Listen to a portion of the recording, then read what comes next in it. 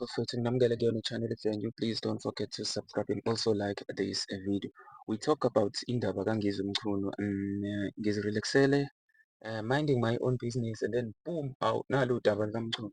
UMchunu kuke kuthiwa kuney'nsolo zokuthi kunosomabhizinisi ababhizi nokuloke bemu-approach-a okanye asebemu-approach-ile ngenhloso yokuxova laphaya i-March and March, kucatshaniswe i-leadership yakhona njengoba nje nibona nje izinto ukuthi-ke zihamba kanjani. Uyabona ukuthi abaningi bathule in terms of i-leadership. It's unlike before ngendlela kade kwenzeka ngayo. So now we are even wondering ukuthi ngempela le nto ye-March and March isakhona. Sikhumbule i-March and March iqalwe usisi wethu lapho esimazi kakhulu-ke ngelikaZuma, uJacinta wakwaZuma, uMangobese, basho kanjalo abaningi.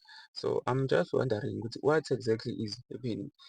If ever you have anything to say, you can comment on the section down below. But I've been asking myself so many questions about this thing. Ukuthi ngempela bakhona abantu abanemiqondo ephilayo abangakwazi ukwamukela-ke izinto ey'fana nama-bribe okanye-ke izinto ey'fana ngizothini abangenza i-corruption on behalf of umzabalazo okade-ke ukhomba ukuya phambili-ke kanje.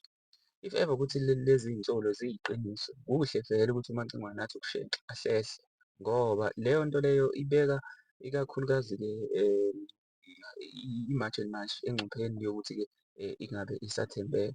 So umuntu okuyena yena osolakala ngokuthi-ke wenza okungalungi noma-ke akenzi ubulungiswa kuye kube kuhle ukuthi-ke ashenxe.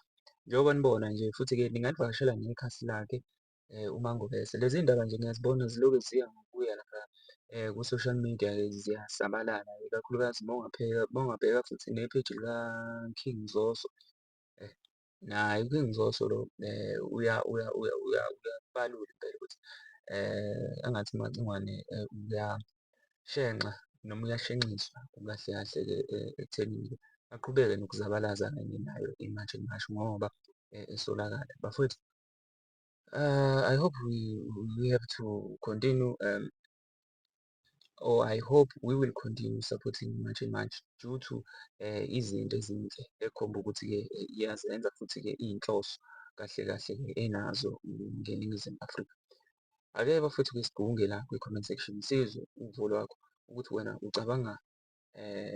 ucabangani mayelana naloku noma ngenxa yalezi zinyathelo sezithathwe i-March and March ukubeka-ke uMancengwane eceleni, yona iqhubeke nomzabalazo ngenxa yey'nsolo enazo ngaye uMancengwane. Anyways, bafethu, don't forget to like this video, do comment on the section. Danko.